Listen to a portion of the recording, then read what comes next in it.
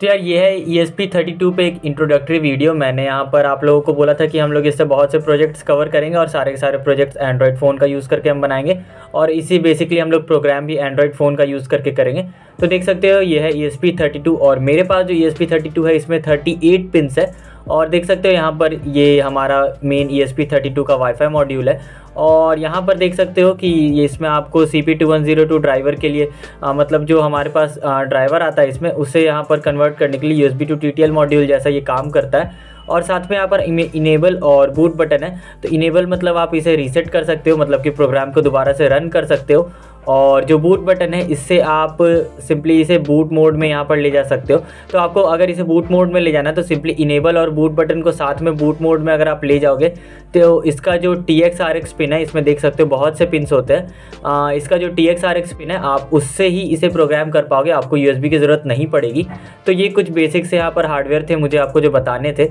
और यहाँ पर देख सकते हो जैसे कि मैंने आपको बोला 38 पिन्स है और आपको यहाँ पर मैं एक इमेज शो कर दूंगा यहाँ पे कि 38 पिन्स में कौन कौन सा पिन से यहाँ पर रिसेंबल करता है। अगर आप इसे ऑनलाइन खरीदोगे तो आपको 30 पिन्स वाला यहाँ पर ESP32 मिलेगा, लेकिन मेरे पास जो है इसमें 38 पिन्स है। तो आप ध्यान रखना, अगर आपको और देखना है मतलब कि यहाँ पर ये क्या है और कैसे है तो आप जा कर के गूगल कर सकते हो कि अगर आपके पास 30 पिन्स वाला है या फिर 38 पिन्स वाला है।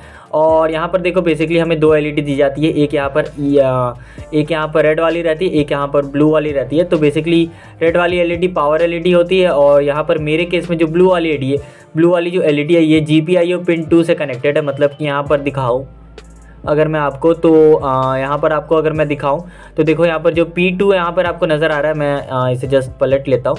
यहाँ पर आपको जो P2 नज़र आ रहा है P15 के राइट साइड में P2, वो जो हमारा ब्लू वाला LED है उससे जस्ट वहाँ पर वो कनेक्टेड है। तो हम लोग इसमें आज क्या करेंगे, सिंपली हम लोग इसके हार्डवेयर को तो हमने जान ही लिया हुआ है। इसमें एक छोटा सा LED ब्लिंक कराएंगे, मतलब ये जो ब्लू वाली जो LED है हम इसे ही ब्लिंक करा करके इसमें एक प्रोग्राम अपलोड करेंगे और इससे मैं आपको इसके बेसिक्स बता दूंगा। उसके बाद हम लोग बहुत से अलग अलग प्रोजेक्ट्स इससे कवर करेंगे अभी आगे। और जैसा कि मैंने आपको बोला सारे के सारे प्रोजेक्ट्स हमारे ESP32 बेस्ड होंगे और वो सारे के सारे प्रोग्रामिंग और जितनी भी सारा कुछ होगा वो सारा कुछ एंड्रॉयड फ़ोन के हेल्प से होगा, आपको कंप्यूटर वगैरह की ज़रूरत नहीं पड़ेगी। तो यार बेसिकली सबसे पहले हम लोग यहाँ पर एक ब्लिंक कोड लिखेंगे जिसमें हम LED को ब्लिंक कराएंगे। हमारे पास जो ESP32 में ब्लू वाली LED होती है उसे ब्लिंक कराने के लिए हमें एक कोड लिखना है। सबसे पहले आएंगे हम लोग यहाँ पे ट्रिपल डॉट पे टैप करेंगे, सेटिंग्स पे टैप करेंगे, बोर्ड टाइप में आएंगे, ESP32 पे आएंगे और आपके पास देखो do it ESP developer kit 1 version 1 उसका आपके पास इंस्टॉल्ड होना चाहिए। मतलब कि आपको ये वाला बोर्ड सिलेक्ट करके रखना है और यही सबसे कॉमन बोर्ड है जो हम लोग यूज़ करते हैं। और जैसा कि मैंने आपको बताया मेरे केस में ESP32 में 38 पिन है, तो आप वहाँ पे ध्यान रखना। सिंपली अब हम यहाँ पर कोड लिख लेते हैं। तो सबसे पहले मैं कोड लिख लेता हूँ, फिर मैं आपको एक्सप्लेन करूँगा।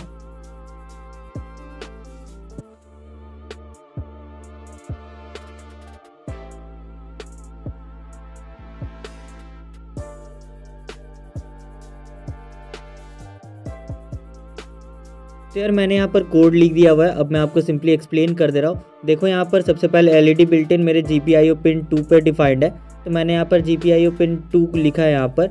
और उसके बाद देखो वॉइड सेटअप में हमने बिल्ट इन LED को डिफाइन किया एज आउटपुट और यहाँ पर हमें उसे हाई लो करवाया है with delay of 300 milliseconds. मतलब कि ये 300 मिली सेकेंड्स में ऑन ऑफ होगा। बेसिकली ये काफ़ी सिंपल सा कोड है। कंपाइल करेंगे हम लोग इसे। यहाँ पर एक एरर आ रहा है, यहाँ देखो यहाँ पे पिन मोड है ना, तो यहाँ पर कैपिटल M लिखना है हमें। और उसके बाद हम यहाँ पर ये इसे दोबारा से कंपाइल करेंगे तो ये कंपाइलेशन इसका स्टार्ट हो जाएगा। और कंपाइल करने के बाद हम इसे अपने ऑर्डिनो बोर्ड में अपलोड कर लेते हैं।